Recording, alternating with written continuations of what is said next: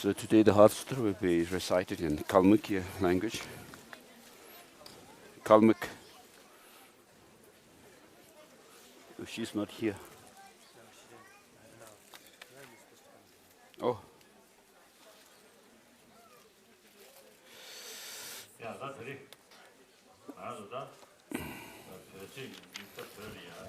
So according to the Tibetan lunar calendar, as I said yesterday, today is the death anniversary of Tsongkhapa. And so all the followers of different traditions of Tibetan Buddhism, mainly the followers of Tsongkhapa himself, the people of the Gaelic tradition, do make offerings, pujas today. And so in Kalmyk, this day is actually considered as the New Year.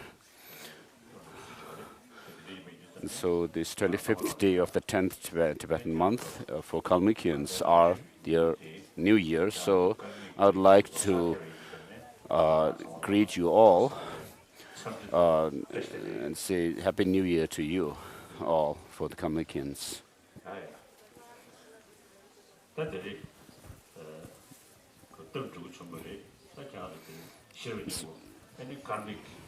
So it's been rather coincidental here that the Kalmykians are going to recite the Heart Sutra in their language. I prostrate to the Arya triple gem. Thus did I hear at one time the Bhagwan was dwelling on the mass of Vulture Mountain in Rajagriha together with a great community of monks and a great community of bodhisattvas. At that time the Bhagwan was absorbed in the concentration on the category of phenomena called profound perception. Also at that time the Bodhisattva Mahasattva Arya Avalokiteshvara looked upon the very practice of the profound perfection of wisdom and beheld those five aggregates also as empty of inherent nature. Then through the power of the Buddha, the Venerable Shariputra said this to the Bodhisattva Mahasattva Arya Avalokiteshvara: how should any son of the lineage train who wishes to practice the activity of the profound perfection of wisdom? He said that, and the Bodhisattva Mahasattva Arya Avalokiteshvara said this to the Venerable Sharadottiputra: Shariputra, any son of the lineage or daughter of the lineage who wishes to practice the activity of the profound perfection of wisdom should look upon it like this, correctly and repeatedly beholding those five aggregates also as empty of inherent nature. Form is empty. Emptiness is form. Emptiness is not other than form. Form is also not other than emptiness. In the same way, feeling, discrimination, compositional factors, and consciousness are empty. Shariputra. Likewise, all phenomena are empty, without characteristic, unproduced, unceased, stainless, not without stain, not deficient, not fulfilled. Sharadottiputra. Shariputra, therefore, in emptiness there is no form, no feeling, no discrimination, no compositional factors, no consciousness, no eye, no ear, no nose, no tongue, no body, no mind, no visual form, no sound, no odor, no taste, no object of touch, and no phenomenon. There is no I element, and so on, up to and including no mind element, no mental consciousness element. There is no ignorance, no extinction of ignorance, and so on, up to and including no aging and death, and no extinction of aging and death. Similarly, there is no suffering, origination, cessation, and path.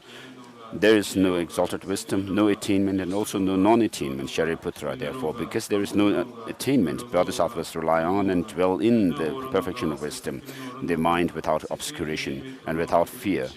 Having completely passed beyond error, they reach the end point of nirvana. All the Buddhas who dwell in the three times also manifestly completely awaken to unsurpassable, perfect, complete enlightenment in reliance on the perfection of wisdom. Therefore, the mantra of the perfection of wisdom, the mantra of great knowledge, the unsurpassed mantra, the mantra equal to the unequal, the mantra that thoroughly pacifies all suffering, should be known as truth, since it is not false. The mantra of the perfection of wisdom is declared: Tat yatha om gate gate paragate parasangate bodhi swaha.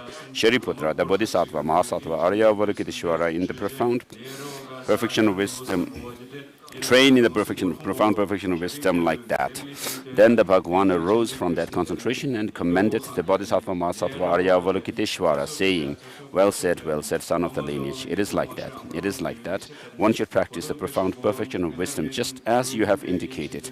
Even the Tathagatas rejoice. The Bhagwan having thus spoken, the Venerable Sharadoti Putra, the Bodhisattva Mahasattva Arya Avalokiteshvara, those surrounding India entirety along with the world of gods, humans, Asuras and Gandharvas were overjoyed and highly praised that spoken by the Bhagwan.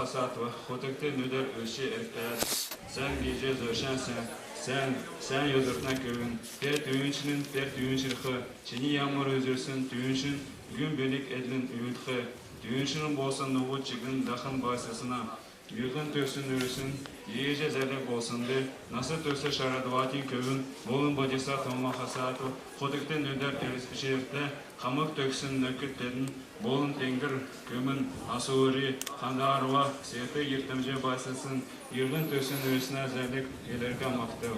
Yılın tösün ürüsün birgin çinde kösüne zürkün gidik, iki kölüne soğuduruz doğusu. Hayır.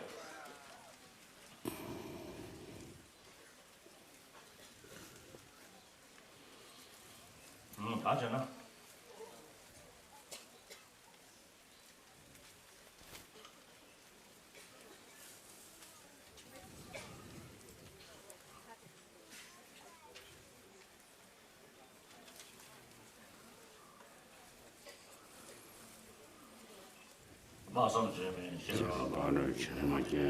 I bow down to the mother of the conquerors of the three times, the perfection of wisdom, inexpressible by words and thoughts, which is unproduced and ceased like the entity of the sky, the object of wisdom, of unique knowledge.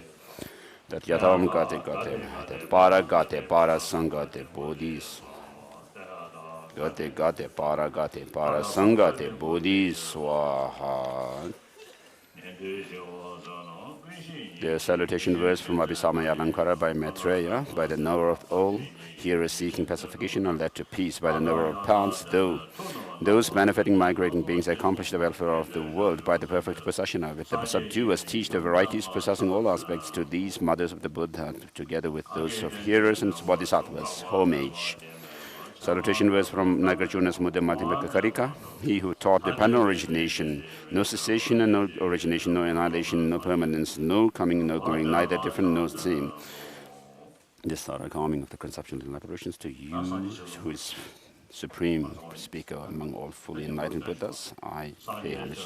Let's say the verse taking refuge and bodhicitta. I go for refuge until I am enlightened to the Buddha, Dhamma and Sangha.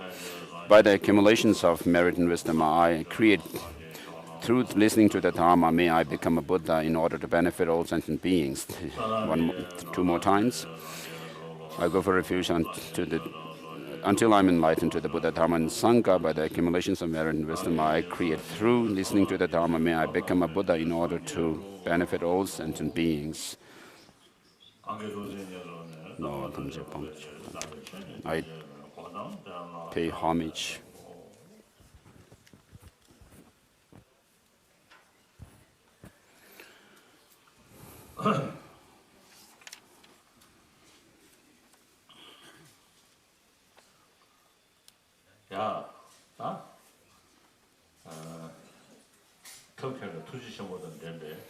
So the kind and skillful master, Buddha,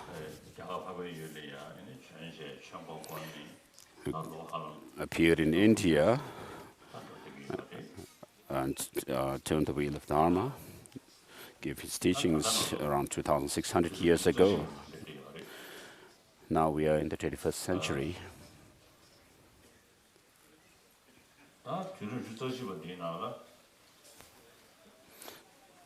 So in this 21st century, places where Buddhism had not spread in the past, where people are educated,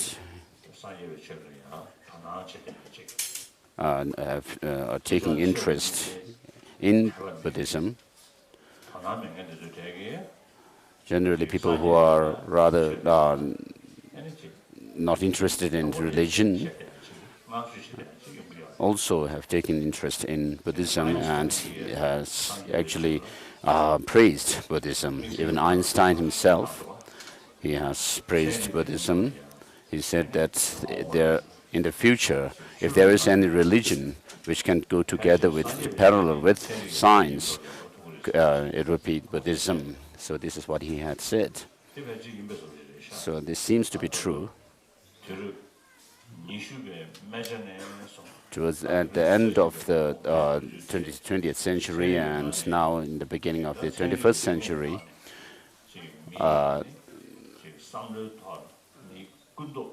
through science and technology, people have now are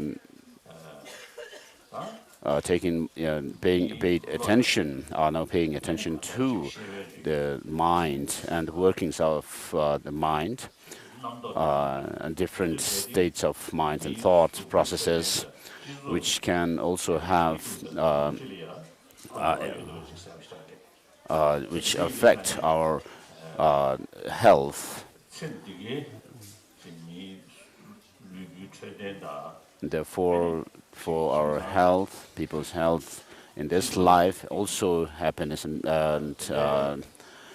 welfare of sentient family members as well as in society, and so people have taken really real interest in tackling the problems that are there.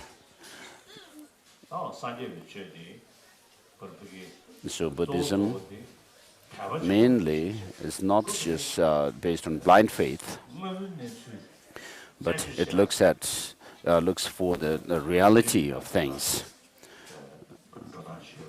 So this is how Buddhism goes about. So with regard to searching for reality, of course, there is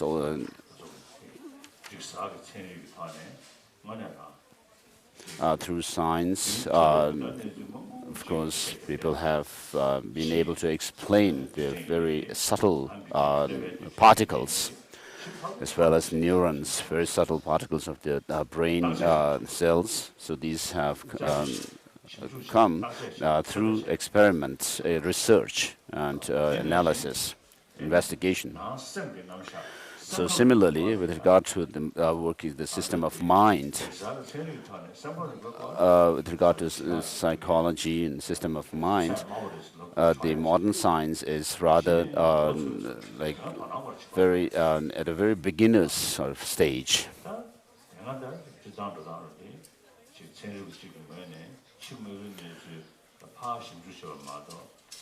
So scientists so far have been checking into the external objects and not so much into the internal world of the mind.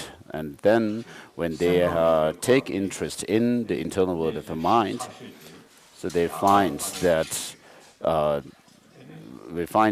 the most extensive explanation of mind and its working system of the mind and so forth are found in the Indian tradition. Because we talk about in the Indian tradition, we talk about the development of concentration, single-pointed concentration, and because of that, you also have various degrees of presentation of various degrees of subtlety of mind. And so, with regard to psychology and the system of working of the mind, it is found more extensively in the Indian Indian thought, as particularly Buddhist thought. And so people are really taking some new interest in these systems. So it's places where Buddhism had not spread in the past. When people are taking interest in Buddhism, with regard to us who are traditionally Buddhist, we should study and be able to know what our faith actually teaches. And thereby we should be able to follow the view, the philosophical view and the conduct as it is taught in the teaching of the Buddha, and be able to follow the message of Buddha as accordingly. So without doing this, without studying and practicing, I mean, so we should be able to show the example to other people through our own practice and through our body, speech, and mind of the teaching of the Buddha, which we are supposed to be professing, to be following it. So otherwise, people would say, oh, people who would say they are Buddhists, I mean, do not really, there's nothing much they can say about what their own teaching, and so this is not good.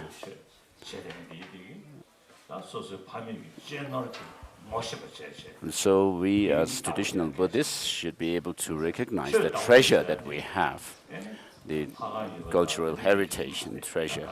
So when we talk about spirituality or religion, it's not about having some temple and visiting temple and so forth, but it has to be internalized within ourselves. What we study and contemplate has to be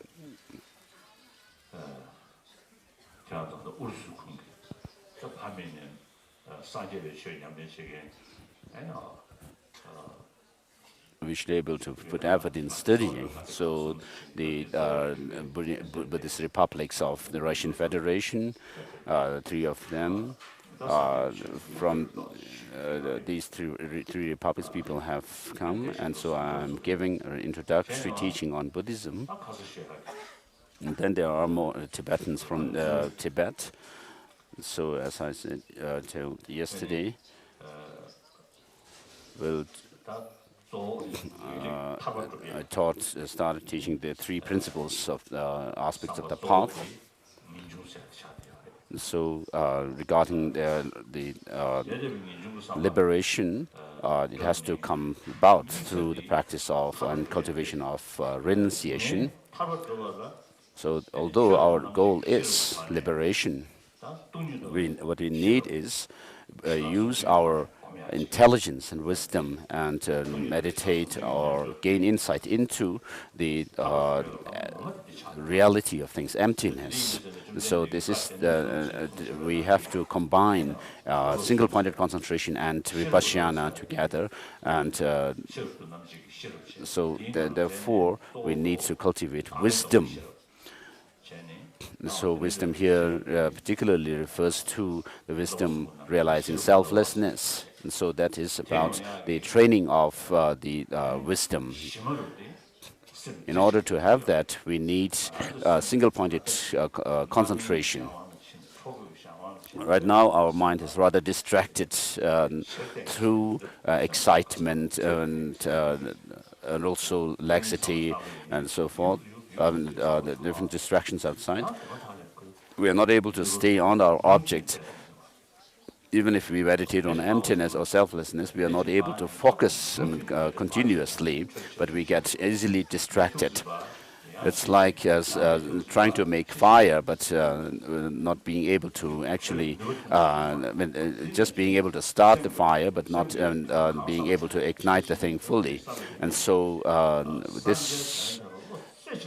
what we need is this concentration, single-pointedly focusing on what we are meditating on, and therefore, through that, what we can build is the power of concentration. Otherwise, our mind is always going off and on from the focus. Therefore, it is important to develop single-pointed concentration, which is also called the training of concentration. In order to be successful in this, we need mindfulness and introspection or vigilance. Now, this starts with the practice of morality, the training of morality. The subtle distraction and excitements can be recognized when we reach a subtler level of mind. So through the development of mindfulness and introspection, As your introspection and mindfulness gains strength more and more, then you'll be able to develop concentration, single-pointed concentration, where you'll be able to also, I mean, in the process of it, you'll be able to overcome through mindfulness introspection, those of the subtle excitement and mental excitement and laxity. So this is how we should proceed, building up from morality to concentration to wisdom. And so we have, in order to be able to analyze things, we need, with intelligence, we need this human mind. Animals do not have this potential. So although our goal is liberation, but we need also the human life, I mean, to have a human body, a human life, in order to be able to progress along the path.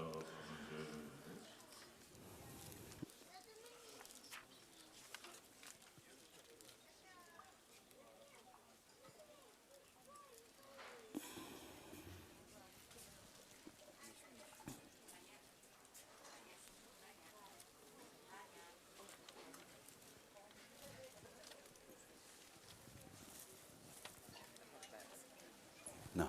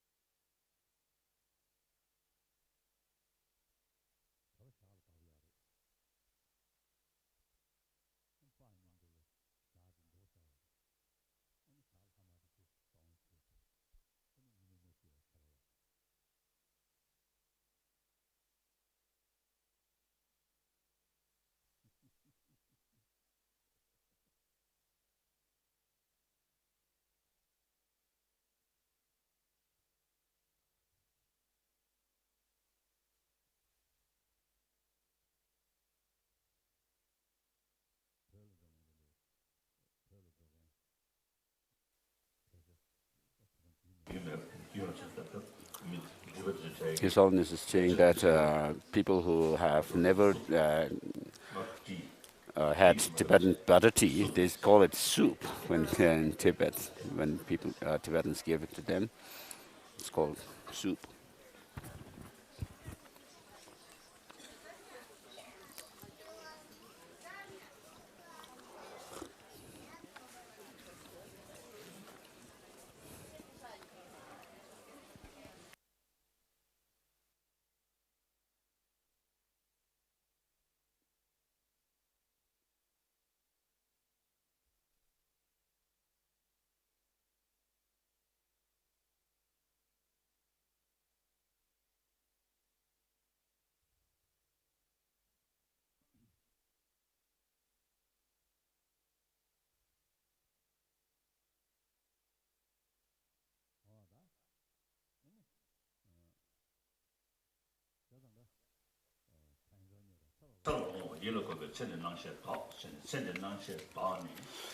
So Tsongkhapa sees in the three principal aspects of the path.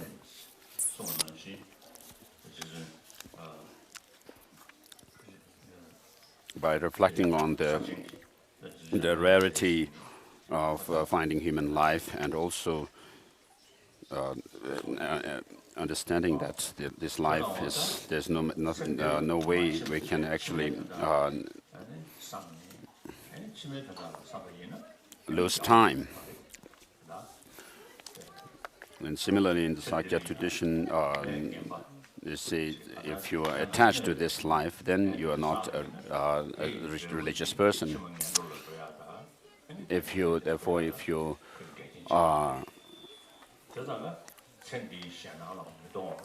create karmas that would lead you to lower realms of existence in the next life, then you'll always have suffering. So rather than doing that, if you create the 10 virtuous actions, if you create the 10 non-virtuous actions of killing and so forth, then you are actually creating karma for lower realms of existence. And, whereas if you create the 10 virtuous actions, then you create karma for higher realms of existence, such as human life. And even if you may have again a human rebirth or higher rebirth in the next life, but still, because you are still in samsara, we are rather under the sway of our negative thoughts and emotions. And so we are almost like swayed by the negative thoughts and emotions, but we are not able to see the shortcomings of these negative thoughts and emotions, and we voluntarily kind of indulge ourselves in these, such as being attached to oneself and one's own side, and being hating others. And so people who are able to do that, not being able to recognize the shortcomings of the delusions, and people sometimes, the world consider those who are able to be emotionally, swayed, rather more successful in life and so forth. So when it comes to one's own interests, you should practice contentment and practice. So even the animals, like dogs and cats, when they find their masters rather angry, they even run away from the master.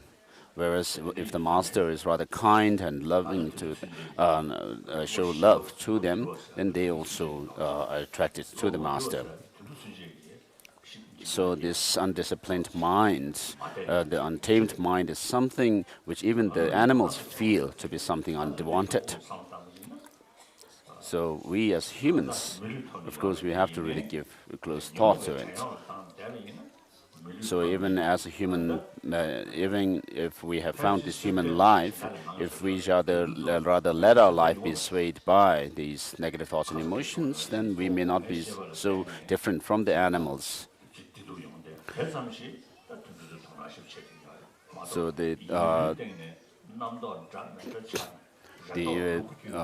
experiences which have to do more with the sensory perceptions, even the animals can enjoy them.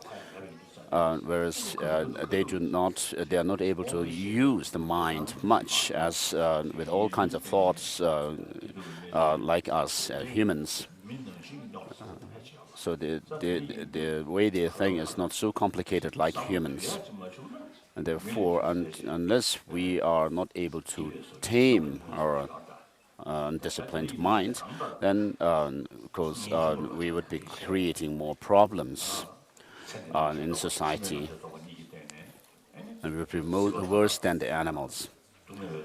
And therefore, we have to look at we have to see the shortcomings of being attached to the pleasures of this life as well as pleasures of the next life, and thereby cultivate or develop that of the thought of true renunciation. So with regard to liberation, which is our goal, what we need to understand is that it is not some kind of an abode where we can reach a place like a heaven or something, but in Buddhism, This liberation means being free from this bondage of our the the negative thoughts and emotions. What this binds us to is the impure psychophysical aggregates.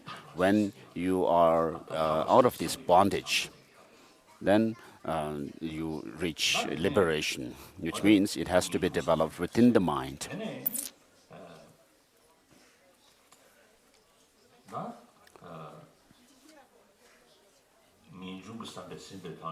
So, helped by this thought to definitely emerge out of samsara, then if you cultivate concentration and wisdom, trainings of concentration and wisdom, by using the antidote to the grasping a true existence of things, you reach liberation. Of course, even when you reach mere liberation or freedom from the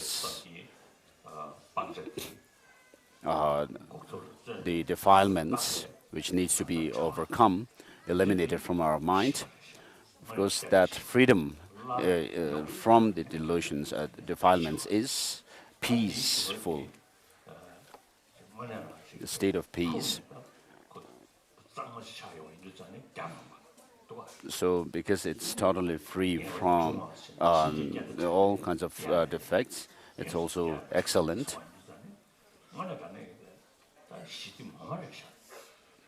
So, this is true happiness, true peace.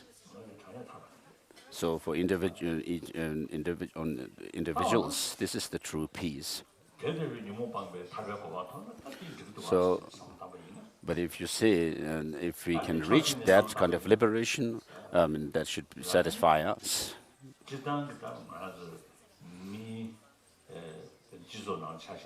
But if you look at the human society, if somebody is really knowledgeable, but very selfish, then such a person would be considered rather immoral. So somebody who's totally selfish and only thinking about himself or herself would be considered not good in society.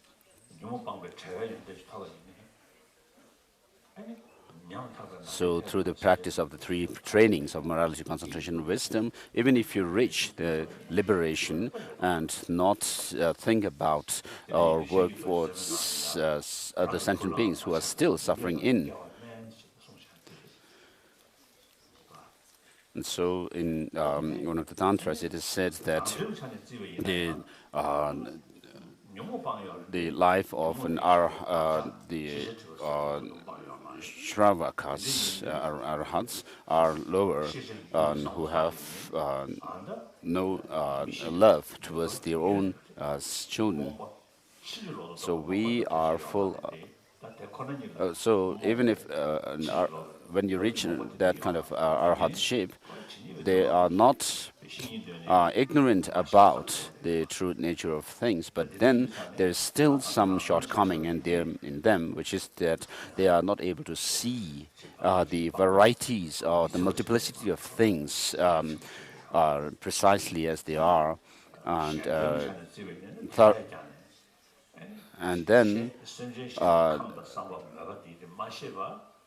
then they are not able to help other sentient beings in accordance with their needs by knowing their predispositions. So without being able to tell what the sentient beings need, of course, there's no way they can actually help them accordingly. So, as it is said, those who are not trained enough, if teaching emptiness would be rather harmful. So, similarly, if you do not know the predispositions, the mental inclinations, and so forth of the sentient beings, and give some teachings, they will not. These teachings may not be suitable for them, and then they might say, "Oh, this teacher is not able to teach according to what I need," and so forth. And so what you need is not only to overcome delusions, but also even the stains of the delusions, which are called the cognitive obscurations. And therefore, there's no way other than looking for that of enlightenment, full enlightenment, or omniscient state of mind of a Buddhahood. Of course, when you reach reaching the arhatship of Shravakas and Pratyeka Buddhas, good, of course. But of course, those who do not know more than the path that leads to such goal, of course, are not to be blamed to work for such a goal. But then those who profess to be following Mahayana tradition, of course, if you compare the goal of that you are looking for, Buddhahood, to the arhatship, then you find that the arhatship alone is not enough. And so you look for enlightenment.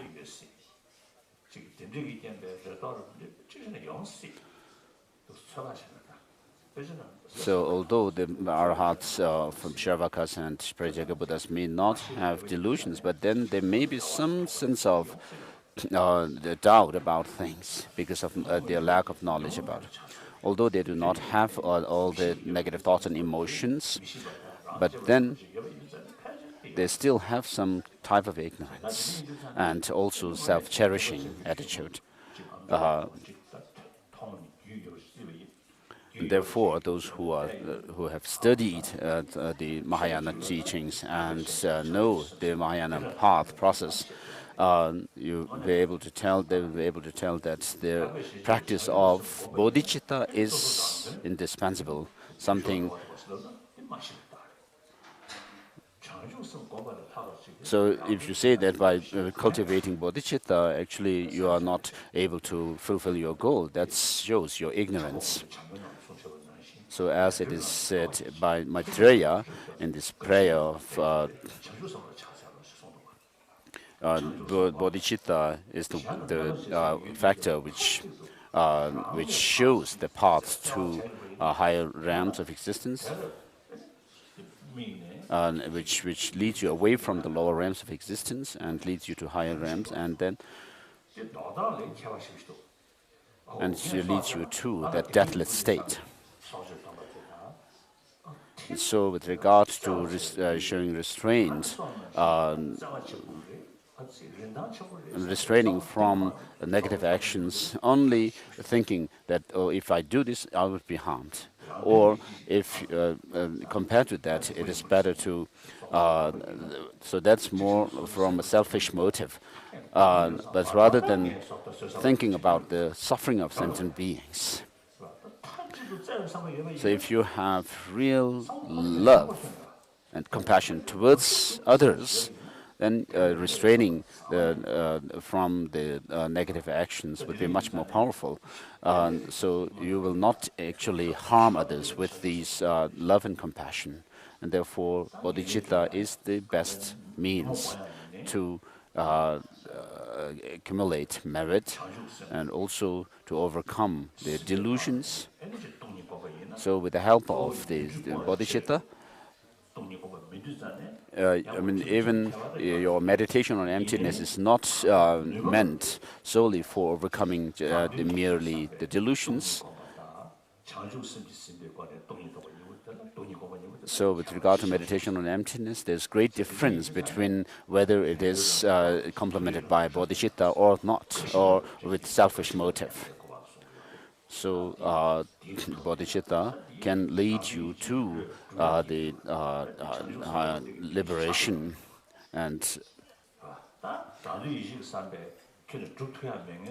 so with something which you cannot attain through selfish motive can be attained with the help of bodhicitta. So what can be achieved even merely through selfish motive for one's own, to attain liberation for oneself, I mean, that can also be attained by bodhicitta. So if you do not know about the Mahayana and have not really studied the teachings of Mahayana, such as those texts written by Master Nagarjuna and his disciples and so forth, then you find that it's indispensable for you to cultivate bodhicitta. And so bodhicitta is that wish to reach the perfect enlightenment for the benefit of others.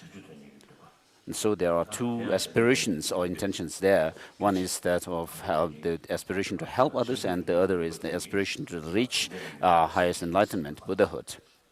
So the aspiration to help others comes as a causal factor for bodhicitta, and the aspiration for the Buddhahood is actually associated or is together with bodhicitta. So in order to be able to benefit others, benefiting others here referring to leading others to the highest goal of enlightenment, what is known as the non-abiding nirvana, the Buddhahood, mainly. And so you have to know that the suffering and then the karma created by delusions, and then the delusions as well as the taints left by them are something which we can actually overcome from within our mind stream. So unless you understand that possibility, that you see that possibility of the delusions, the defilements being that the defilements can be overcome, I mean, just merely saying, "Oh, may I reach enlightenment," and so forth, I mean, would be just blind faith. If you don't use your intelligence correctly, then you would be carried away by what others say.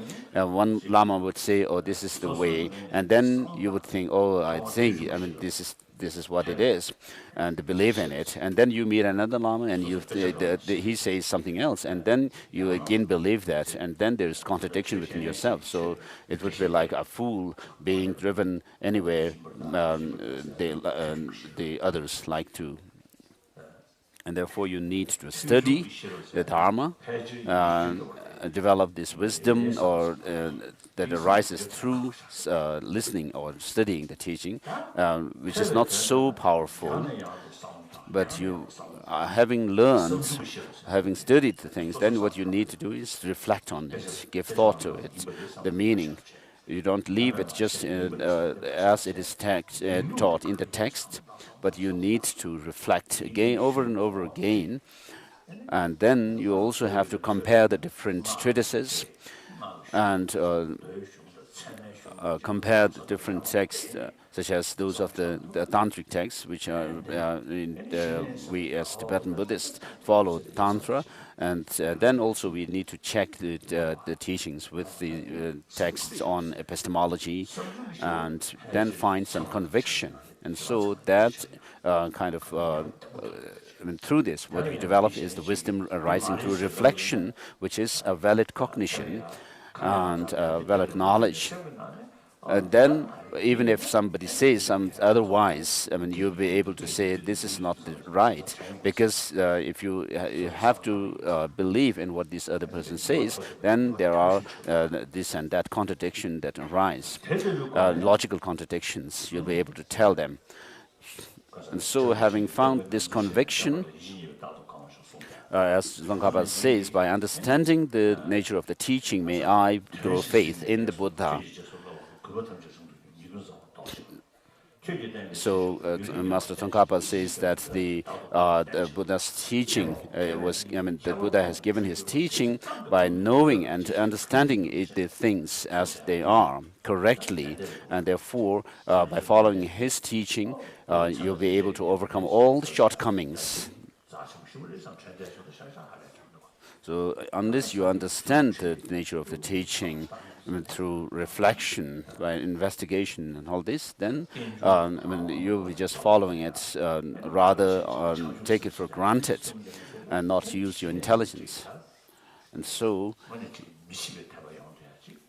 when you understand the truth about the teaching of the Buddha, regarding the highest enlightenment, then you will have real strong faith. So in order to understand the enlightenment, you need to understand what emptiness means. In Arya Vimukti Sena, he mentions this, that compassion looks at sentient beings, and then with wisdom you focus on enlightenment. And so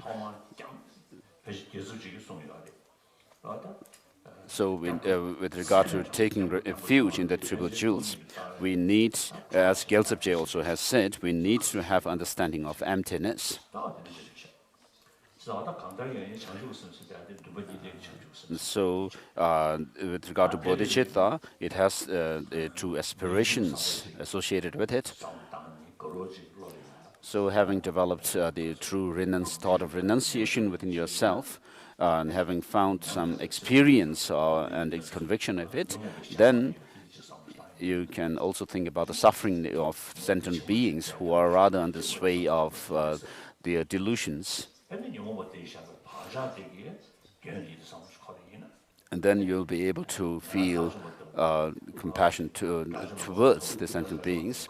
And also, if you think about even the stains or the residual stains left by delusions, still there's limitation in those beings, and therefore even those who may have reached the arhatship of the Shravakas and Pratyeka Buddhas, you can still see they have limitations. And therefore, if you are able to help others according to their predispositions, interest, inclination, and their nature, and then, of course, you'll be able to give the teachings accordingly. Otherwise, we cannot do much if we do not know them. And so you'll be able to, once you reach that highest enlightenment, you'll be able to tell what is needed for sentient beings, whether some teachings are right, whether you are giving, if you give some teachings, you are giving at the right time or not, and so forth. And so you feel that because of all these limitations that we have, there's no way, it is indispensable for us to reach enlightenment or omniscient state of Buddhahood. And so when you think about the thought of renunciation, of course, we are looking at liberation from samsara and the delusions and so forth. But when this is turned around to other sentient beings, then you feel compassion. Thinking about the suffering nature of samsara, of other sentient beings, you feel compassion. But unless you understand emptiness, you will not gain true certainty about the liberation as well. As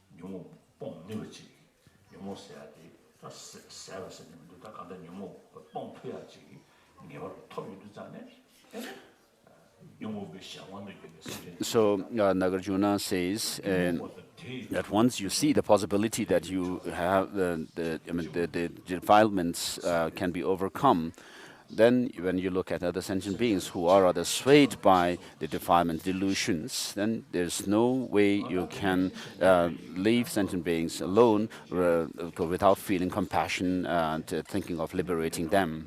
So this comes through based on the understanding of emptiness.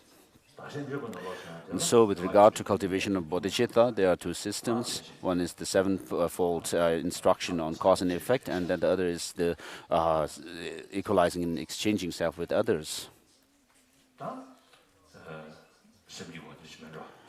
So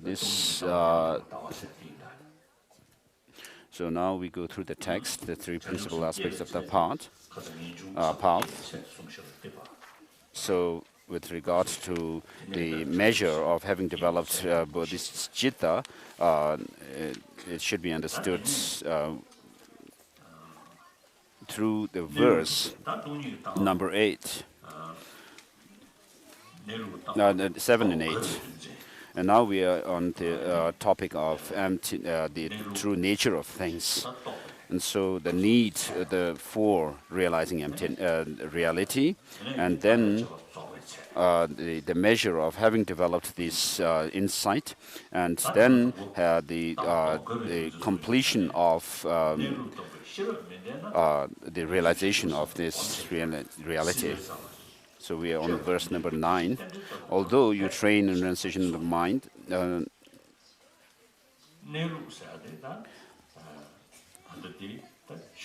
without wisdom, which realizes ultimate reality. So ultimate reality here refers to how things actually are. So why it is important to understand it. As we had talked yesterday, the suffering is rooted in self-grasping, which actually sees things as having some true, independent kind of existence, some kind of essence in them. And as things and one's own experiences and other things outside look to us as having some essence in them, and accordingly we also cling to them as having this essence, and then therefore we create problems for ourselves. And so by believing in the appearance of the things, having, which is to say that they appear to have some essence, so we have to check whether things do have some existence from their own side, just as they appear to. So what you have to look for is how things actually are. And therefore, Buddha has also given the teaching on the two truths, the conventional and the ultimate. The conventional the truth of the concealed truth, and then the ultimate or the final truth.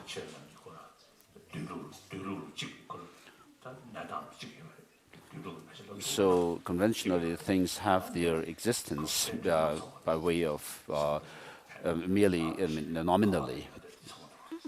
So on that point of view, things have some existence. And then when you look at the ultimate reality, of course, you are Kalmykians and Buratias and Russians. There's no question that you are human beings, me too. So you do not have to doubt that whether you are a human person or not. So because of that, we can talk about human rights. And then as sentient beings, we also do not want suffering, but want happiness. And we also have the right to overcome suffering and achieve happiness. So these are explained. We are talking about all these things without doing any kind of analysis into how things are. And we also talk about suffering and happiness, pain and pleasure. Of course, when we look at suffering, we do not say how suffering arises, whether the suffering is in the first moment or the second moment, and so forth. We do not go into this kind of analysis. So, of course, unless we give thought to it, we cannot understand how we are actually under the power of our delusions. So long as you are under the power of delusions and karma, you are in samsara. And when you are beyond that, you are in liberation. So the samsara and liberation can be explained on the basis of the mind. So the mind stream. Mind stream. By mind stream, do we refer to the mind during the awakened state, when we are awake or asleep or deep sleep, or at the time of death? So when we are at the time of death, in this clear light of death, of course, all these different 80 conceptions have also ceased. So when you do analyze where samsara is, and by breaking up the things in like this, of course we cannot point to finger to something being samsara or nirvana. But we have this notion of ourselves being Kalmykians or Buryatians or Tibetans. So with regards to the nature of the reality of the person, in the 22nd chapter of Nagarjuna's Mula Madhyamaka Karika, he has done this analysis. The person, the Tathagata is neither the form, neither the body or the aggregates, nor something other than this, that the aggregates are not in the Tathagata, nor the Tathagata in the aggregates, and so forth. And so this logic can be applied to ourselves as well. And so when you do this kind of analysis, whether the person, oneself, the I, is the aggregates or something other than that, and so forth, of course you will not be able to find anything that you can point to. So why we need to do this kind of analysis to find the true nature of self is because we are rather obsessed with the appearance of things, believing that what appears to us is actually the truth. And therefore, since it is not the case, we have to find the reality.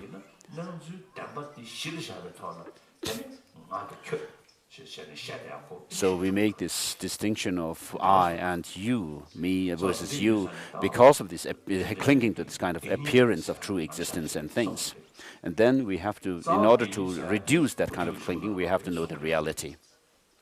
And therefore, the two truths are taught by the Buddha, which of course are also the teaching on the two truths also found in the in the non-Buddhist traditions. For example, in the Sankhya school, the primal factor and this the conscious being are seen as ultimate truth, and the rest of the phenomena are seen as conventional or truth.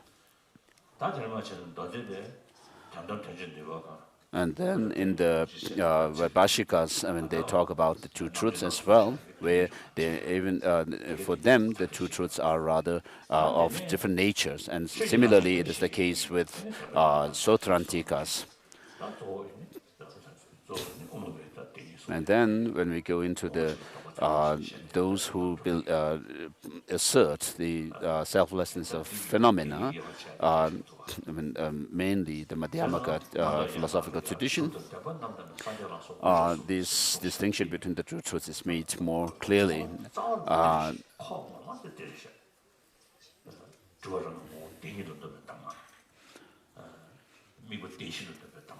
And so Maitreya gives teaching on the instructions on the two truths and four truths, and then the three jewels in his Visamaya Alamkara. And so in order to have a genuine sense of taking refuge in the three jewels, we have to see the possibility of the truth of cessation, for which you develop the path, the true path. And through the path, when you see that the suffering and its origin can be put to an end too, and thereby reach liberation. And within ignorance, of course, there are various degrees of subtlety. Unless you are able to recognize or see the subtlest form of ignorance, and you'll not be able to see the possibility of liberation thoroughly. And therefore, in order to understand the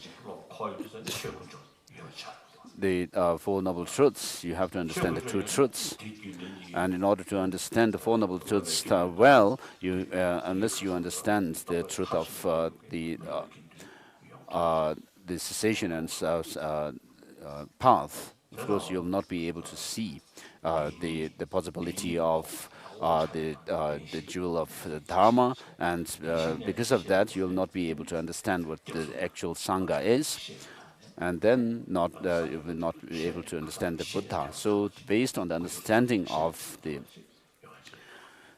these truths, yeah, and then you'll be able to have a reason-based conviction in the practice of taking refuge. And therefore, in the text, it says, without wisdom, which realizes the ultimate reality, you cannot cut the root of cyclic existence. So regarding the root of cyclic existence, within that, we have the distinction between those the afflictions which have to do with intelligence and those which are not related to intelligence. And then antidote for this is we have in the beginning practices which rather call or overcomes the strength of these the delusions. And then when you go further into practice, there are these means or real antidotes which actually overcomes the root of these delusions.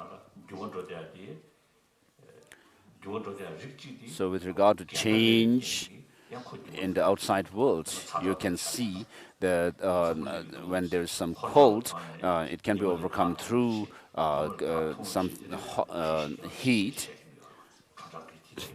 So with regard to the relationship between the world, this earth and the sun, and when we talk about how hot the places are and how cold it is, and depending on the distance from the sun or the movement of the sun and so forth. And so these two, the heat and cold, cannot stay together without one overcoming the other, or when the cold is greater, the heat is less, and when the heat is greater, the cold is less. So similarly, it is with our body. For example, if we talk about allopathic medicine,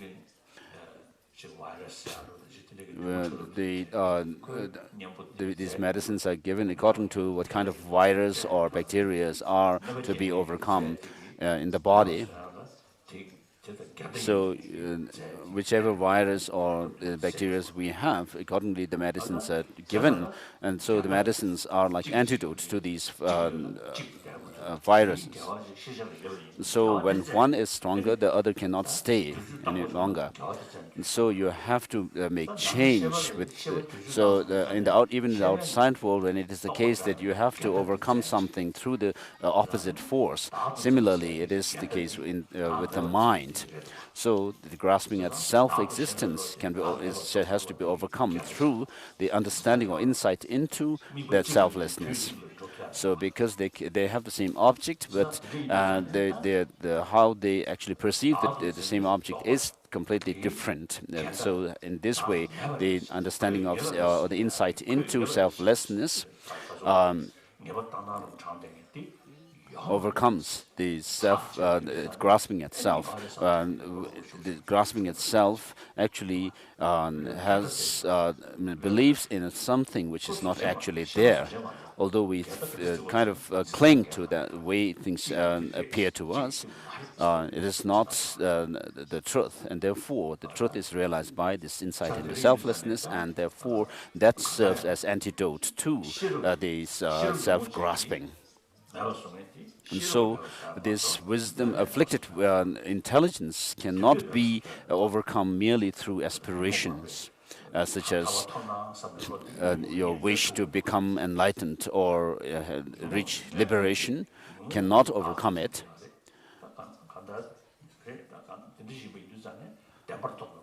So you have to have the wisdom which realizes the truth, the reality of things, and therefore this afflicted intelligence can be overcome with a wisdom which sees the thing which is completely opposite to what it perceives. And then those of the non-afflicted intelligence, of course, are based on those afflicted intelligence, and they also can be overcome.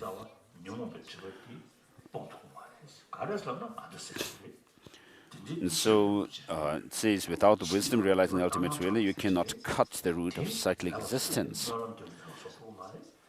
Because this cannot become overcome through merely prayer, nor through the cultivation of renunciation, nor through merely cultivating bodhicitta, but you need. And then Lama Tsongkhapa goes on to say, therefore strive to understand dependent arising. So with regard to this phrase, so there is sometimes explanation of things being rather positive or negative.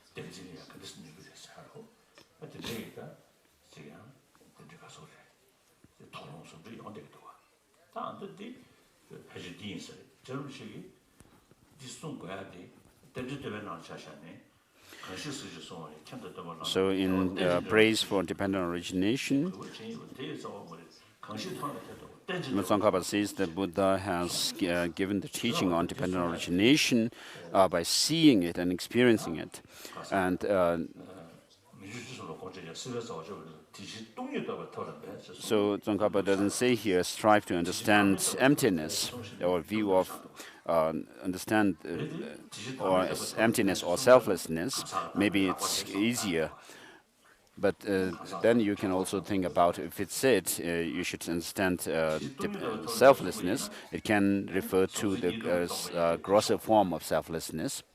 And then if he had said you should strive to understand emptiness, it could be understood, interpreted in terms of the emptiness understood by the Chittamatras, the non-duality of subject and object. And therefore, he doesn't say these, but he says, understand dependent origination, and dependent origination is the reasoning, the king of reasoning to prove emptiness.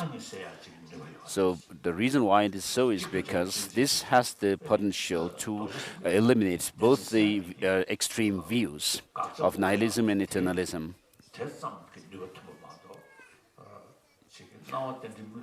Other reasonings that are used to prove selflessness or emptiness, such as the lack of one and many, may be able to do away with the extreme of permanence, but not the other. And therefore, the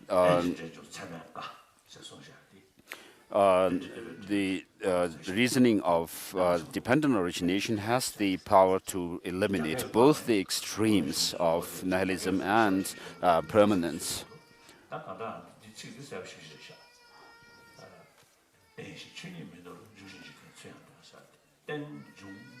So this term, dependent origination or dependent arising, according to Chone Lama Rinpoche, has the meaning of ten, or dependence, meaning that it doesn't, by that, the suchness or reality of things are not abandoned. And then by arising, he says, we also stick to the conventional reality of the world. And so, when you say that something is dependent, it shows that there is no independent existence of the thing. And when you say it's arising or originated, then there is this understanding of how it is called not nothing.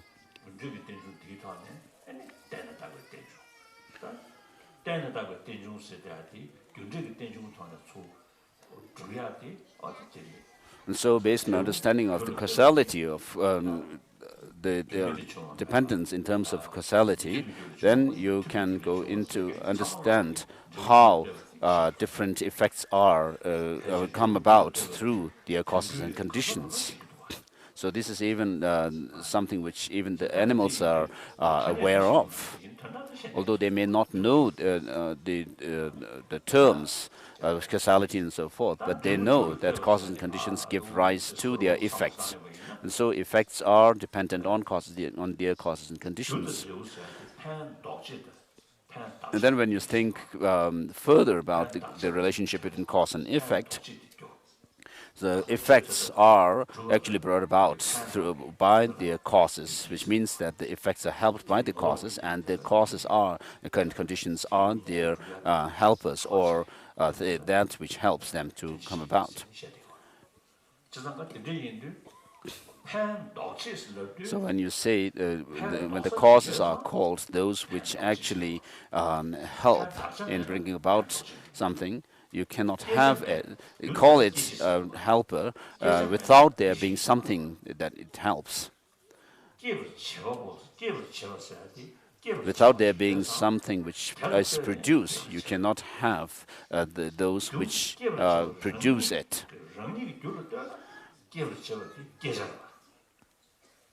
So a cause has its own cause, and therefore in relation to that cause, its own cause, it's an effect. And it's a cause in relation to its own effect. And therefore, something which is a product is necessarily, generally and necessarily a cause as well. Because the effect comes about through its own cause, and it can give rise to its own effect as well. And so it is a cause in relation to its effect, and a cause and an effect in relation to its cause. So a cause is gets its name because of its effect.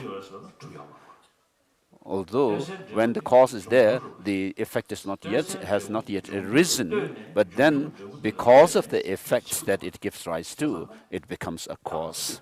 And therefore, a cause is also merely designated, merely contingent. And therefore, you can understand how causes are dependent or related to their effects. And also, the valid cognition, their objects are mutually dependent. And self and others, good and bad, also are relative to each other. And similarly, it is the case with samsara and nirvana. And therefore, what Nagarjuna says, what is dependently arisen is said to be empty, and that is what is designated, and this is the middle path. So before this verse, Master Nagarjuna sets up the arguments from the realist Buddhist philosophical schools,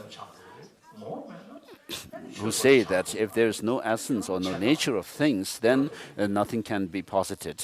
And you cannot talk about cause and effect and everything, and therefore you would be a nihilist. And in response to this, Master Nagarjuna says, when I say emptiness, and in John Lama Rinpoche's text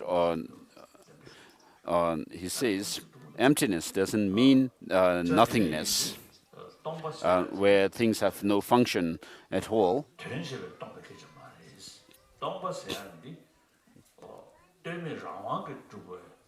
What it means when you say when we say emptiness, it means that there is no independent existence of things.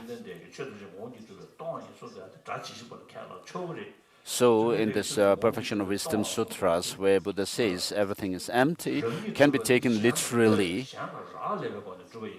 because things are dependent on others. Therefore, they do not have their own essence, and which doesn't mean that things do not have causes and conditions.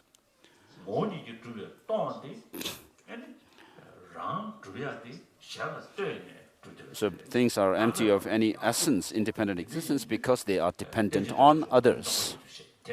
And therefore, Nagarjuna says what is dependently arisen is to be empty, and that is designated, and therefore this is the middle path.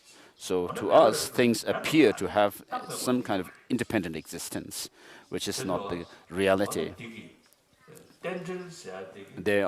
things exist merely by way of designation. So, if you understand the dependent origination or dependent arising in its subtlest manner,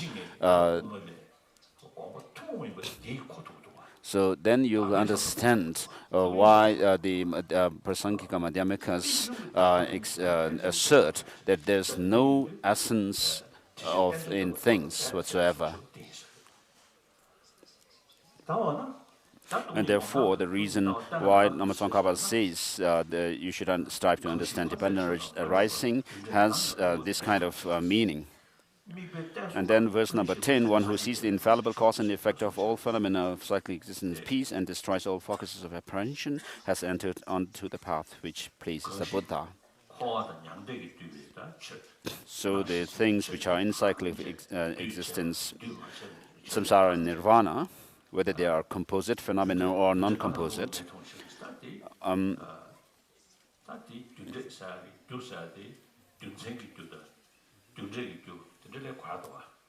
so here the cause and effect can also be understood in terms of reasoning as well as the cause and effect.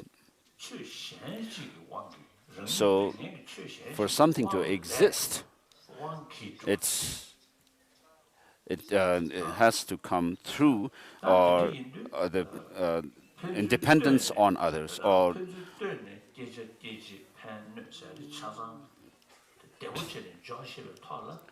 so while you're able to posit the relationship between cause and effect, in subtlest manner, then you'll be able to understand that the things do have their existence through dependence and not independently. So this infallibility of cause and effect can induce the understanding that there is no independent existence of things. So with that, you'll be able to overcome nihilism, which sees that the things do not exist, and destroys all focuses of apprehension or objectivity.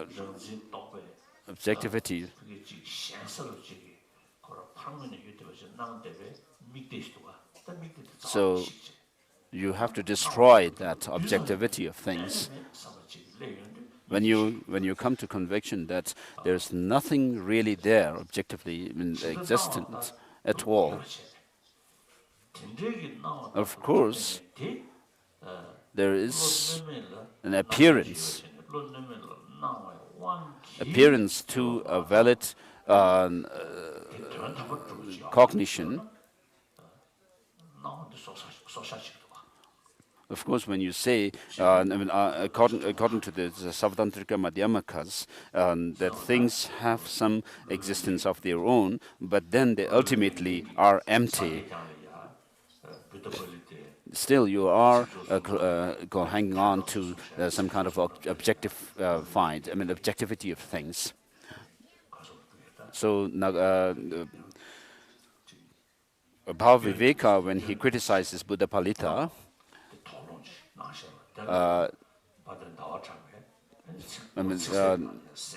when they explain Nagarjuna's Mudya Madhyamaka Karika, Bhava Viveka criticizes Buddha Palita, and to that criticism, Chandrakirti has answered to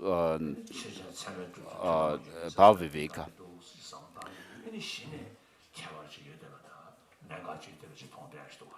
So when you understand the position of the Prasangika Madhyamakas through how Chandrakirti has explained it, whether there is the mutually accepted or locus or not, and so forth, then you'll be able to understand really precisely. What appears to us is that things have some objective existence, and that which is not the truth, because they are dependent. And so being dependent and independent are mutually exclusive phenomena.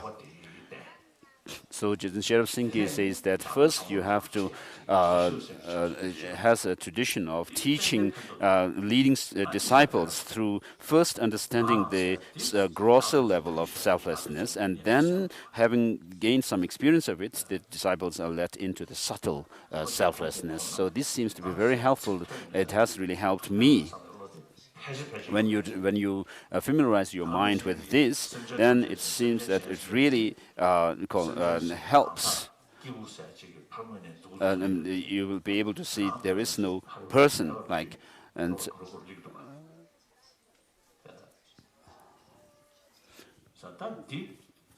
and then you'll be able to see that the sentient beings do not exist as it appears, as they appear to, as being some kind of a solid phenomenon there. So when you are able to understand the sentient beings do not exist the way they appear to, and then use that understanding to establish that the psychophysical aggregates also do not exist the way they appear to us.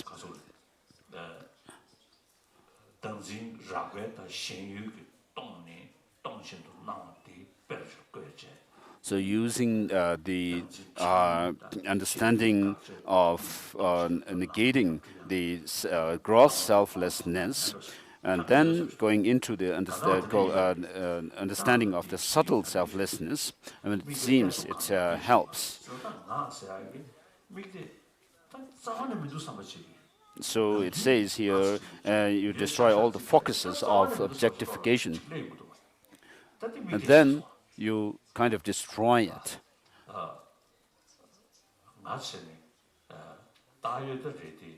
Of course, this I is merely imputed,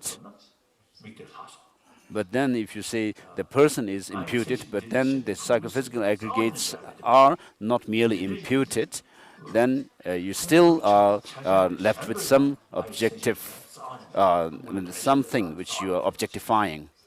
Whereas if you are able to destroy even the objectification of the objectivity of the psychophysical aggregates, I mean, there's nothing really left. So you will not be able to see anything from amongst the psychophysical aggregates as being some instance of the person at all. And so he says, such a person has entered on the path which pleases the Buddha. So when you begin to understand this selflessness, then you are beginning to actually enter into the path which pleases the Buddhas. And then verse number 11. So many of us say, when we say things have no essence, or we just think that it's nothing, there's nothing. Some even say that, oh, don't matter when something goes wrong with somebody. They say, oh, don't worry about it, everything's empty. I mean, that shows their ignorance about the meaning of emptiness. So because things are empty of nature, empty by nature, therefore they are dependently arisen. And because they are dependent on reason, we can also posit cause and effect.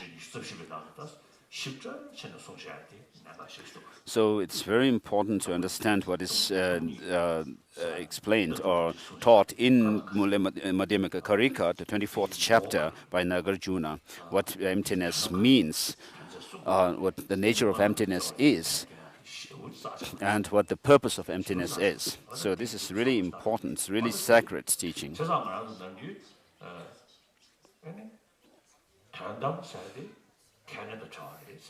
Otherwise, some say that when we talk about the ultimate nature, it is something which is beyond assertion. Of course, it's easy to say such things. Of course, this is true. But using the reasoning of dependent origination, if you can actually bring about the understanding or in the emptiness, then you will be able to bring together these two, the appearance or the dependent origination and emptiness, being compatible with each other. Otherwise, on the one hand, you may say things are empty of any inherent existence, but then you are not able to actually assert the dependent nature of things, and vice versa. So it's like called having an understanding of these two rather alternately, like when people actually make weaving. I mean, a weaver pushes one leg down and then the other is up, and the other, when the left is down, right is up, and so forth. They don't go together. And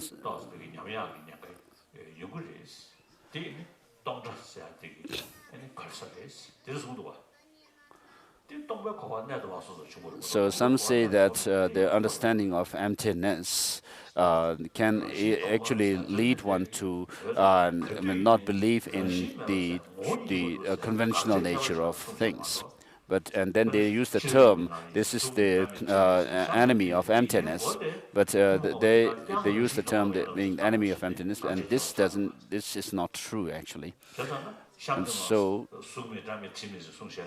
Buddha even says in the Heart Sutra that all 5 aggregates are empty of any inherent nature. And then later on he says there's no form, no feeling, and so forth. So you have to understand that passage which comes later within the context of the earlier phrase.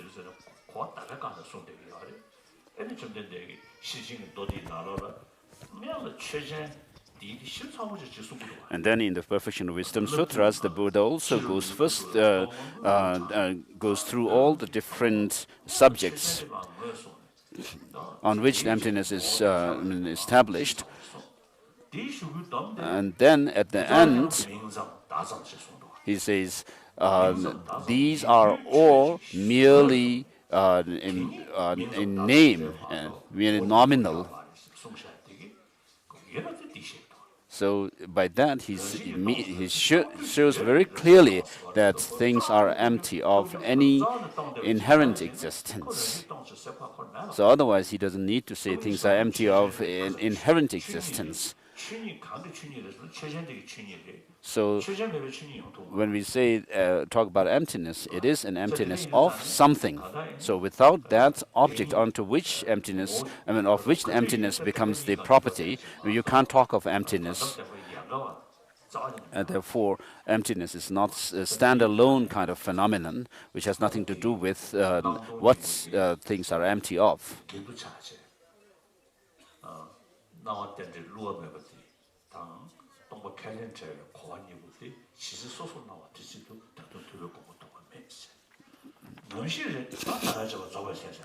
So verse number 12,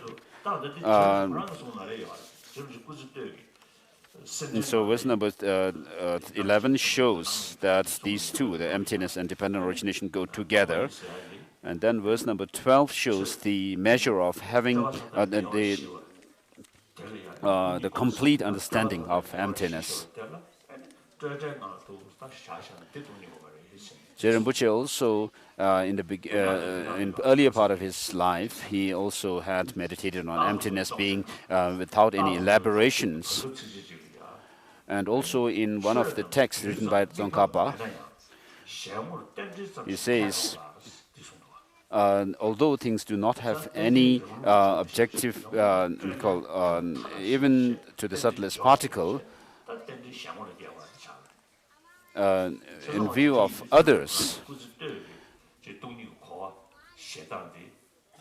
which shows that the understanding of emptiness Tsongkhapa had at that time was not actually the precise understanding of emptiness. And therefore, in this text, he says, when the two realizations are simultaneous, where from the mere sight of infallible dependent origination concurrently destroys all modes of grasping through definite discernment, at that time the analysis of the profound view is perfected.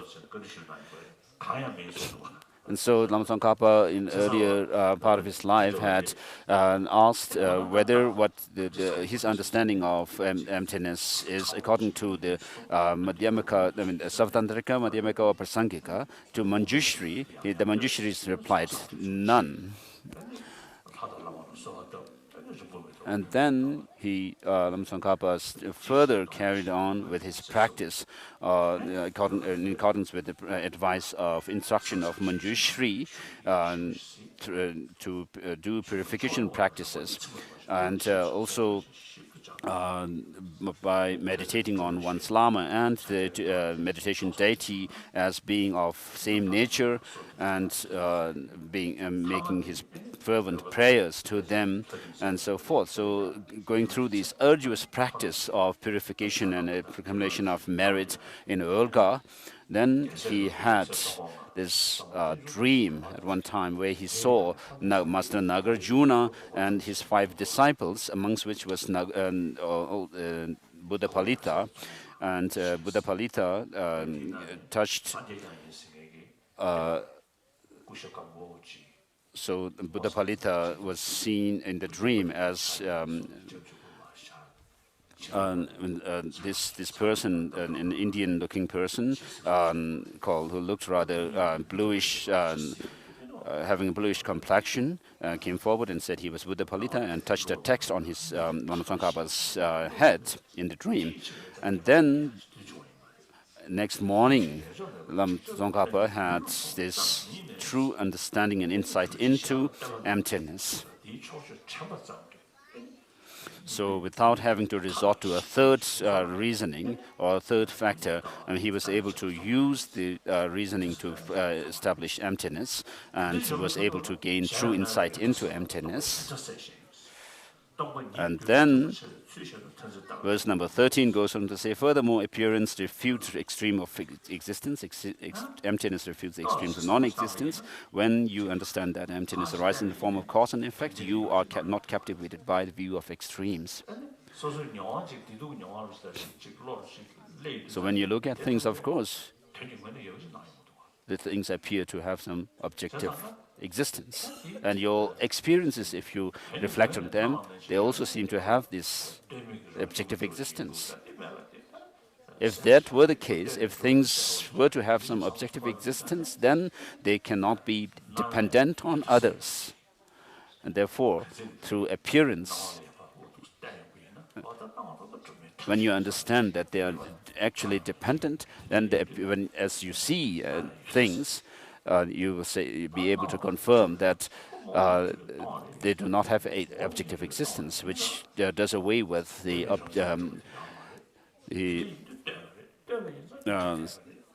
extreme of permanence. And because things are empty of independent existence, therefore things, you'll be able to do away with the extreme of nihilism as well.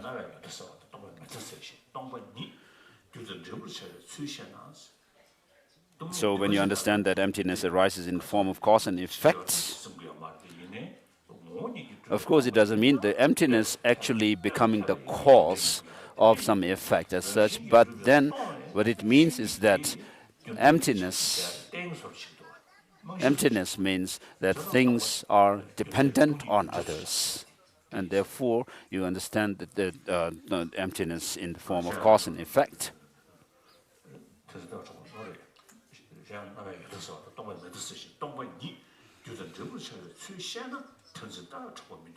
You are not captivated by the view of extremes, the extreme views of nihilism and eternalism.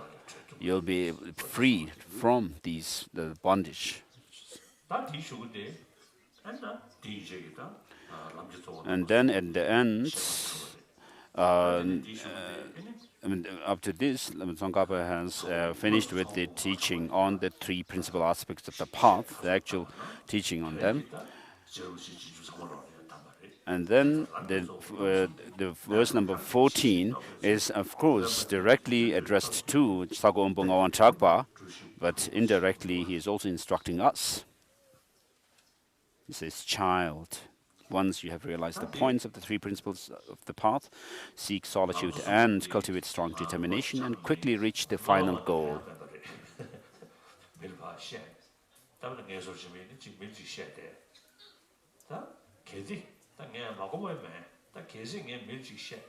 So if I teach these three principles of the path to others and not really practice myself, then I would be like Lama Mani. In the Tibetan society, there are some people who goes around to people to describe about hell and so forth based on tankas. So it would be like that. So it's not just to be babbling out words to others, but Lama Tsongkhapa says, once you have understood these 3 points, then you should seek solitude and cultivate strong determination or the strength of effort.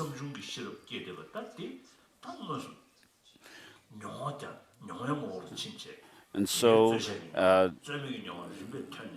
having gone through the study and then reflection, and when you are able to experience the emptiness, for example, your mind should be able to stay on the object rather single-pointedly without distraction. So this has to come through training your mind, familiarizing with the object of meditation. So for that, I mean, what you need to develop is concentration, single-pointed concentration.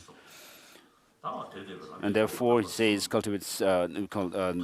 the strength of, or build the strength of effort, and quickly reach the final goal.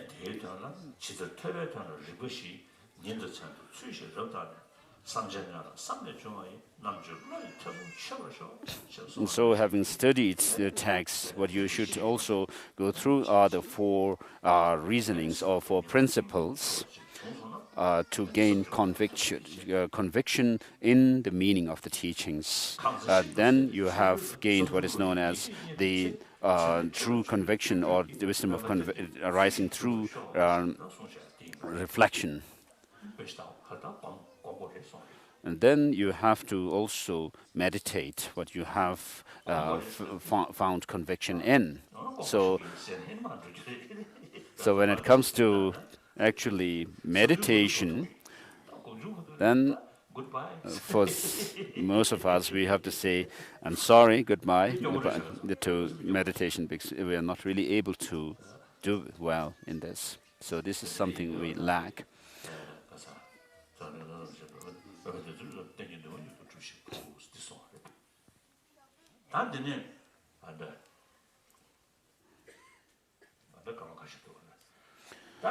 So we still have some time.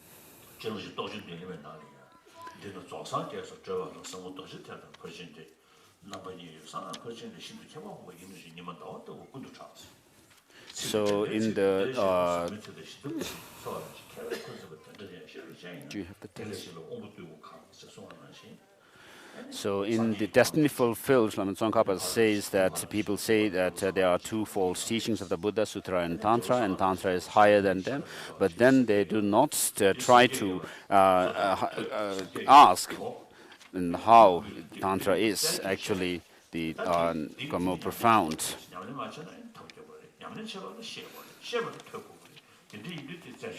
So Tsongkhapa says that one has to, of course, you have to search for it, and then, of course, in order to meditate, you have to search for the teaching, and then, in order to do that, you have to listen to the teaching, and so you have to build up the wisdoms of that arises through study, reflection, and meditation.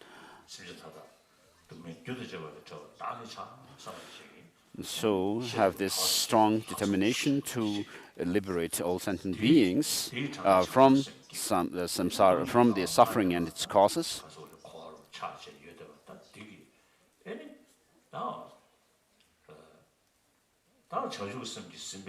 And so, with the help of bodhicitta, to achieve enlightenment, Buddhahood, the omniscient state, which has to come through dependent on causes and conditions.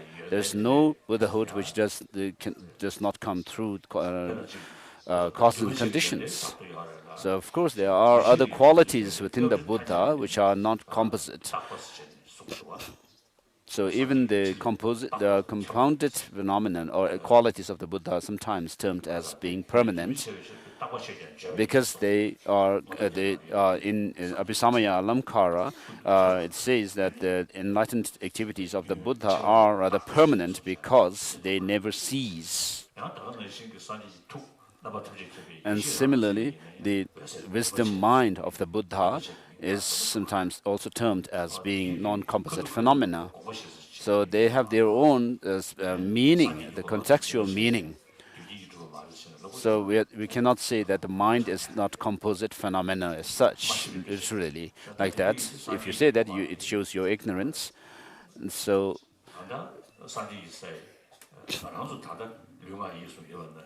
just as we have body, speech, and mind in the state of Buddhahood, Buddhas also have these three, the holy body, speech, and mind. So these three are composite phenomena. And then in the highest Yoga Tantra, says that this mind, which has the nature of clarity and awareness,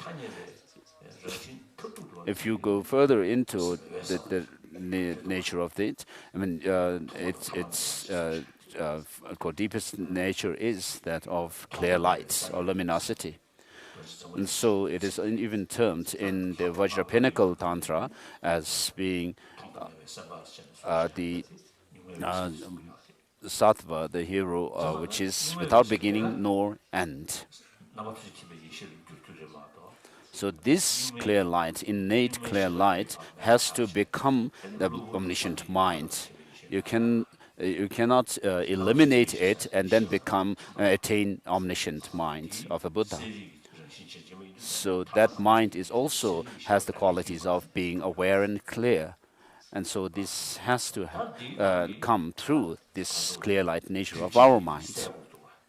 So we need to overcome the defilements which cover it. So the means to do so, so you have to first, there are two ways to do it. First is to overcome the hindrances, obstacles to, for example, when you cultivate compassion, you develop it through the meditation on equalizing and changing others with others. And then you also have to get rid of the obstacles to cultivation of compassion, which are those of anger and so forth. And so the defilements that are on mind have to be, on the one hand, overcome. And then you also have to cultivate the conducive conditions to attain the omniscient mind. Of course, the basic condition is there in the mind, in our mind. So the body, speech, and mind at the resultant state of Buddhahood.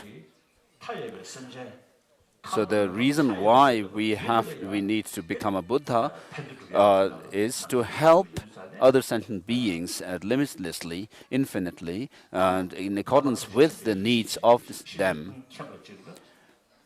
So with this omniscient mind, which sees everything clearly, without any veil, I mean, if a Buddha were not to be able to be where the sentient beings need them, for example, even if their mind may be somewhere, but if their body doesn't reach there, then they may not be able to help others.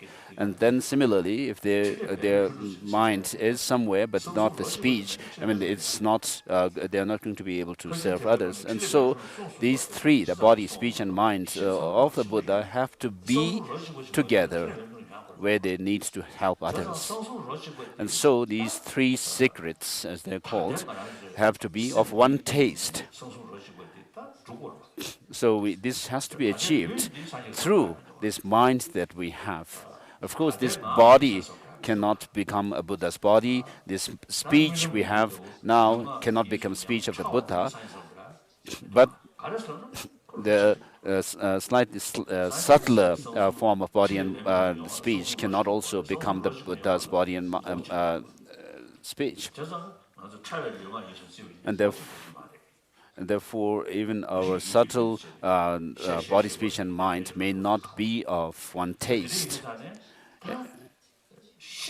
Although it's sometimes said they are of one nature, but then they cannot be of some. They are not of one taste, and therefore you have to think about the subtlest body, speech, and mind, which comes down to the subtlest clear light and the wind energy. And so these two, the subtlest mind and the wind energy, which are of one taste or one nature, on the basis of it, we have the potential, of course, on the basis of which we have the potential for attaining the four Buddha bodies. The enlightened body of the enlightened activities of the Buddhas always radiate, and the emptiness of mind of sentient beings and Buddhas are not of different nature. As Maitreya says in the Mahayana Uttara Tantra, the seventh Dalai Lama also mentions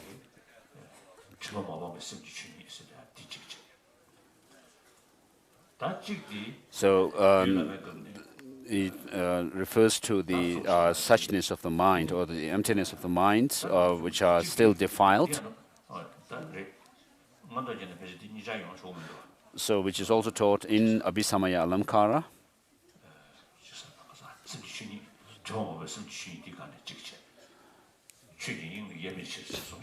So in Abhisamaya Alamkara, it also says there is no difference between the emptiness of the mind of sentient beings and the mind of Buddhas. And then he talks about the activity of the enlightened activities of the Buddha.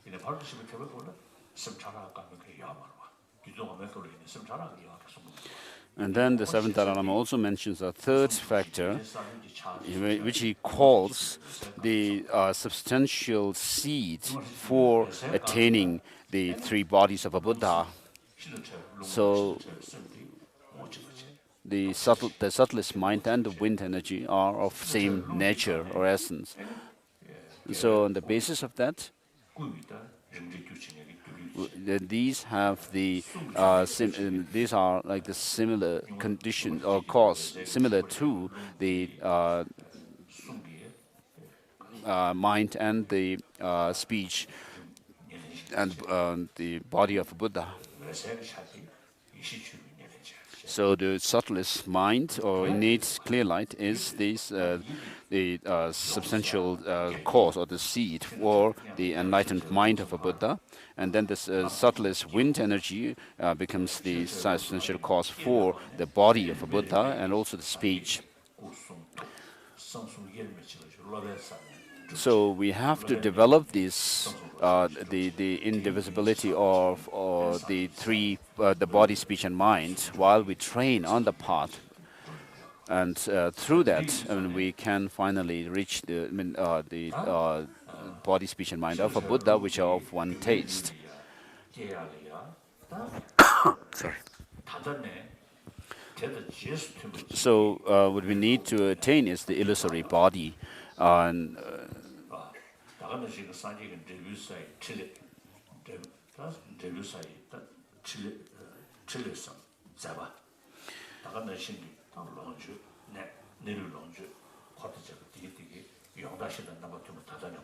So in Tantra, it is said that we have to meditate or visualize the four things which are there in the resultant state of a Buddha.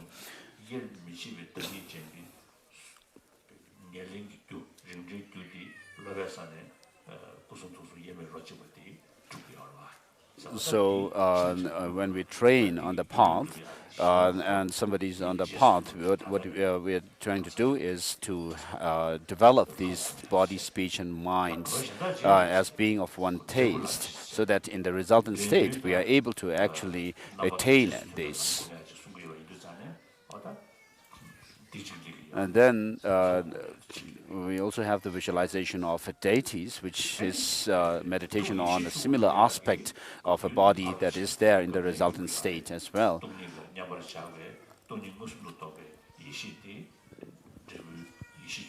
And then we also meditate on the emptiness, and so a direct realization of emptiness becomes the causal factor for the omniscient mind itself.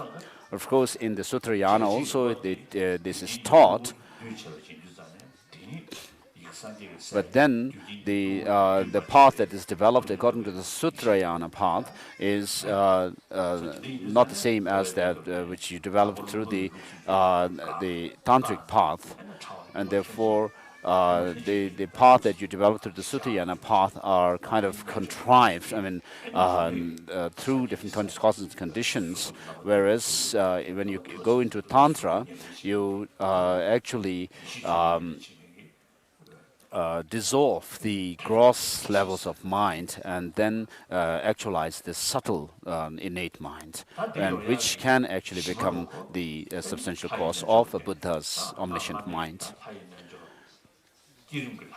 And so in order to go into the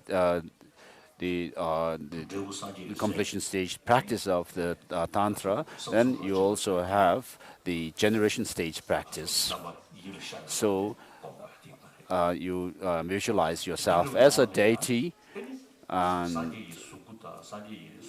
where you also imagine the body, speech, and mind of yourself as being, I mean, this as a deity being of same nature and taste.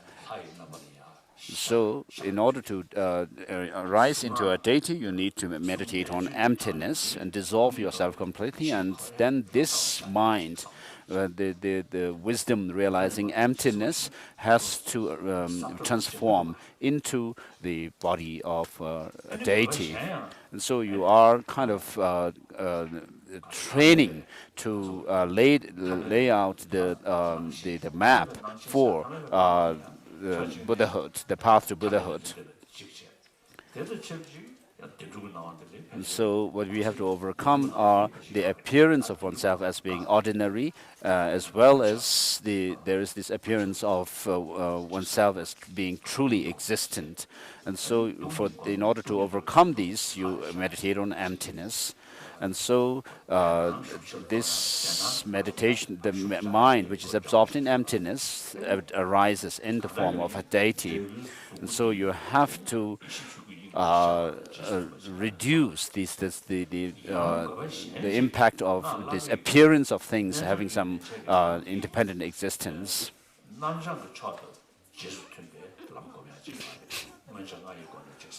So in the lower tantras, yoga tantra and below, of course you have practices where you actually visualize the things which are in the resultant state, but then there is no path which actually purifies the basis.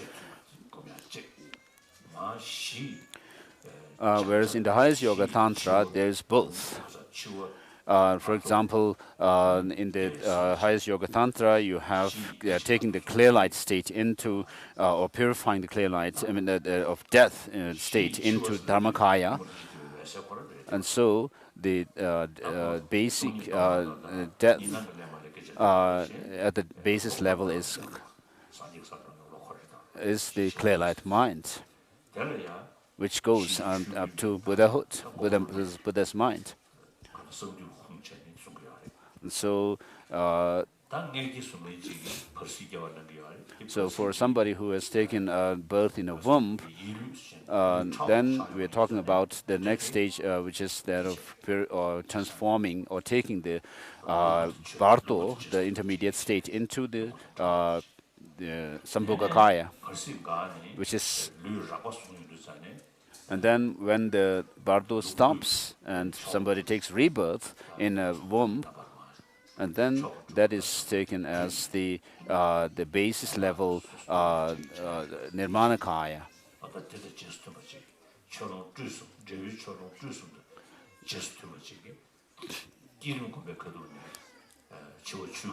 So even at the time of doing generation stage practice of Tantra, you are using these means to purify or transform the death, intermediate, and the rebirth states into the three bodies of Dharmakaya, Sambhogakaya, and Nirmanakaya.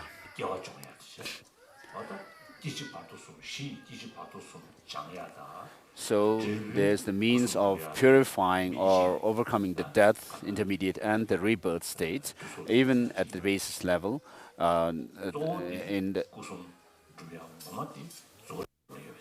Of course, the real development of the three kayas of a Buddha comes in the completion stage practice.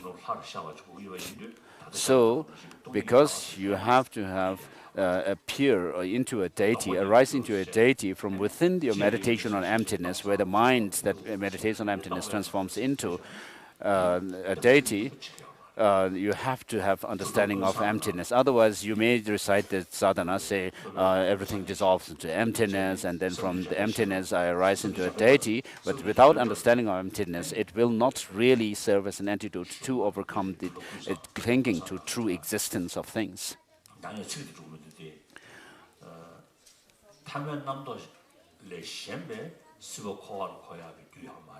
So in one of the tantric texts, it is said that there is no other cause than clinging to the conception which clings to oneself as being ordinary, which leads to samsara.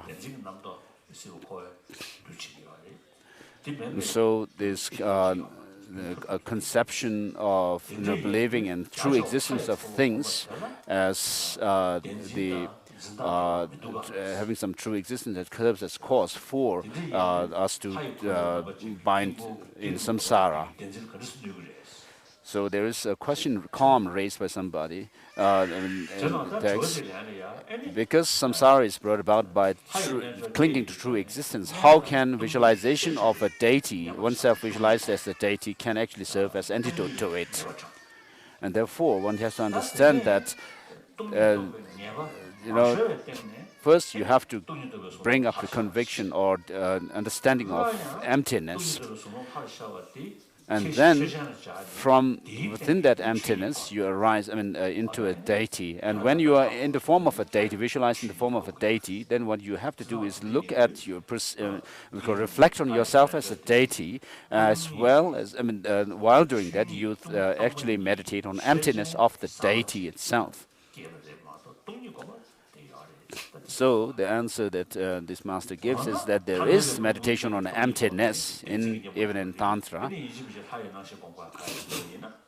So in that case, even if you have meditation on emptiness, which serves as an antidote to overcome the clinging to true existence, then why is there the need for meditation on emptiness? You can just meditate your body, yourself as a deity.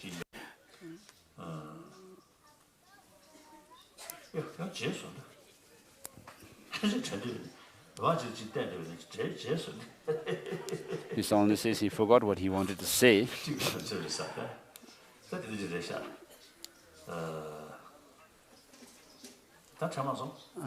I can't remember.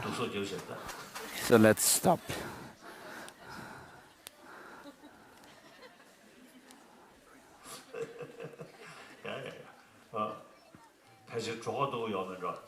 Perhaps I'm feeling hungry. I've forgotten what I wanted to say.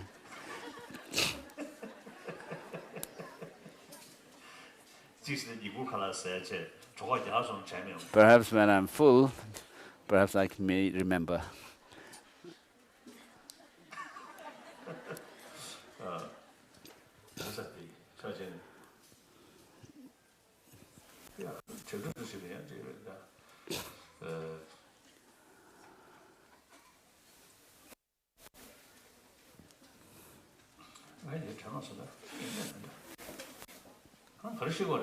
Kusum to Shinyaling Sap.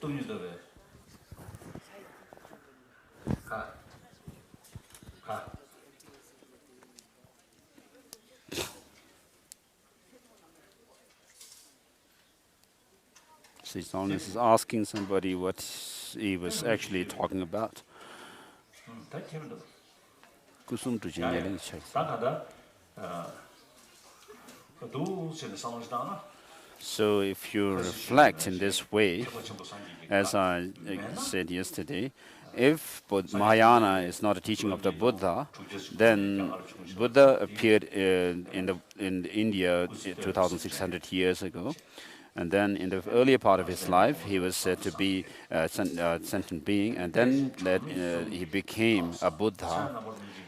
And it is also said that he actually went through the accumulation of merit and wisdom for over 3 countless eons. But then he became enlightened at the age of 35, and then for the rest of his life he gave teaching only for about 40 something years. Having gone through so much strenuous effort and practice and all that over so long time, then we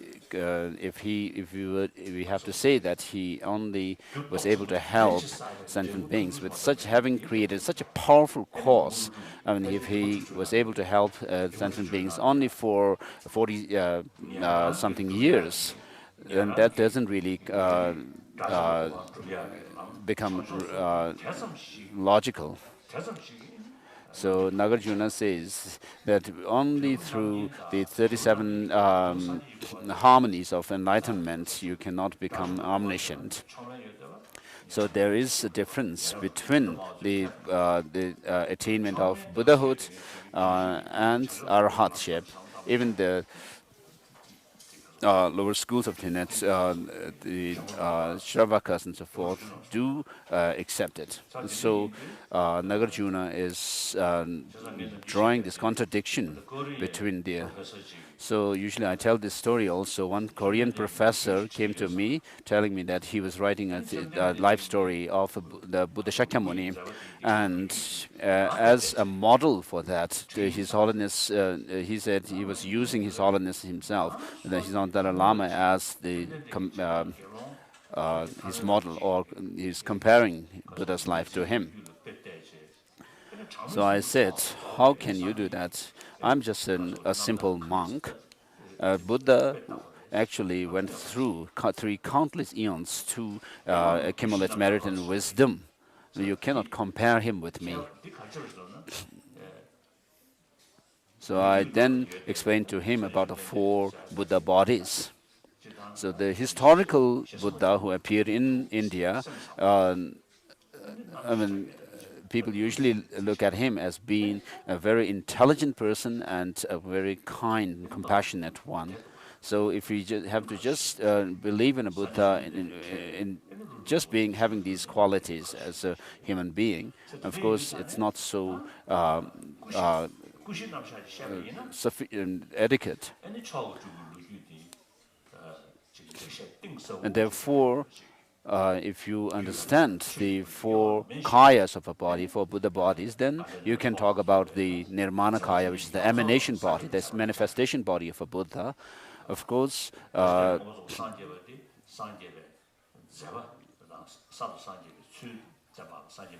so the Buddha who came to India 2,600 years ago was a supreme manifestation body of a Buddha. And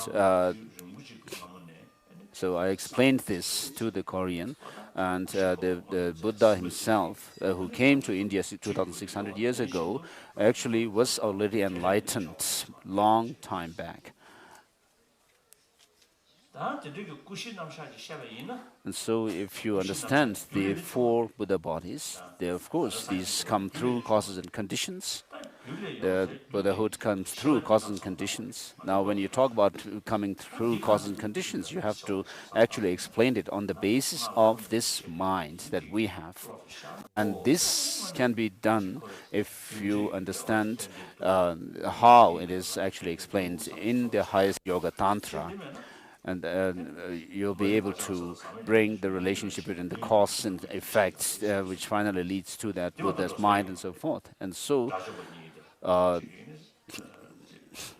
otherwise, in the Sutrayana, there is, of course, talk about the mental body of bodhisattvas, high-level bodhisattvas, and then they'll also talk about the potency left by, or the latent potency of the ignorance becoming the cause of Buddha, which doesn't really which is not really logical. So therefore, you have to understand what is presented in the highest Yoga Tantra with regard to the four Buddha bodies. And then, if you can also reflect that these Buddha bodies can actually be visualized at this time, and therefore take the Buddha bodies, the resultant states, into the path, I mean, it will make sense. And so the four Buddha bodies mainly come through the three mixings at the time of death, and these in turn can be inferred when you understand the three mixings at the time of sleep. So when you are awake, if you are able to meditate on or show real strong mindfulness about these dissolution processes, of course, then when you actually go into sleep, and before you go into deep sleep, of course, there is this the process of dissolution, which you may be able to recognize rather roughly in the beginning. And then you can also use this, the dream state and take that into the path as well. And so it is said in that in the Kalachakra Tantra, that even if somebody jokingly kind of meditates on these what is known as the body of empty form, I mean, there will be the case that such a person can attain this in the end. And so of course, when you are able to, sometimes you are able to recognize dreams as dreams. So it happens. So being able to recognize dream as dream, and then using that state to develop that path. And then when you dream, when you use that further to actually actualize that of the clear-light nature of the mind, these are something really we can do if we put effort. We lack effort.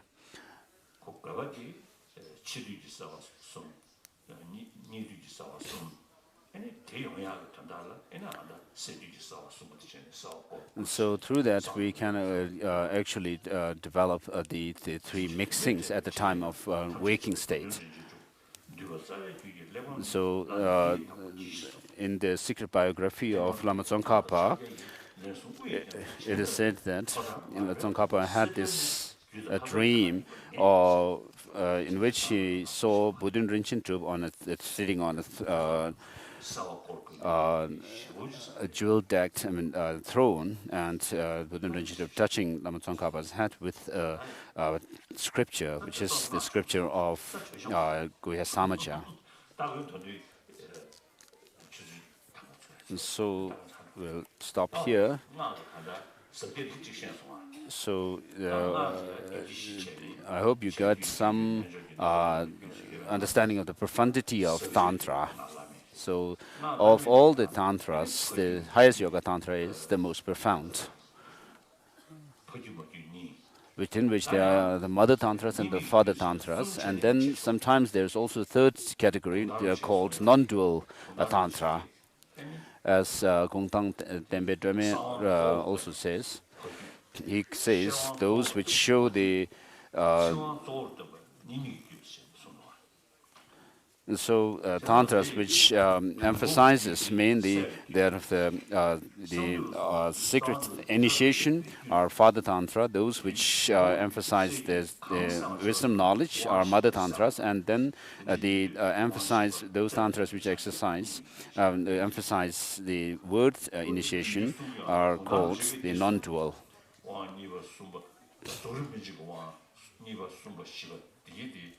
So these three initiations are the initiations for maturing our mind for the completion stage practices.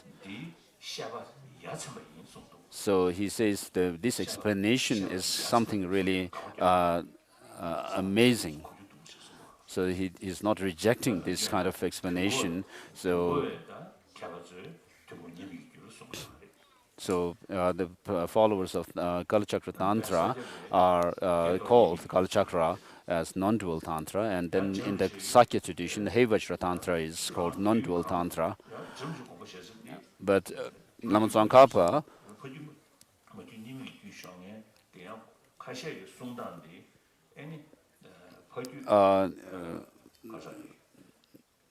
Tsongkhapa says that some of those who make this division of the highest yoga tantra into father, mother, and non-dual tantras do so on the basis of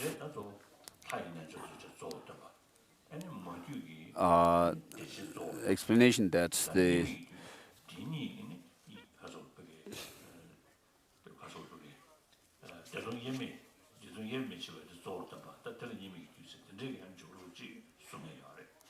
So they make this distinction on the basis of mainly focusing on the deity yoga, and mainly focusing on the bliss, and then mainly focusing on the non-duality of bliss and emptiness. So this kind of interpretations, Lama Tsongkhapa found not really authentic. This, he says, shows that people who are obsessed or who have attachment to the certain tantras which they actually identify with say such things. So what is explained by Gungdang Tenpe Drömen could make sense.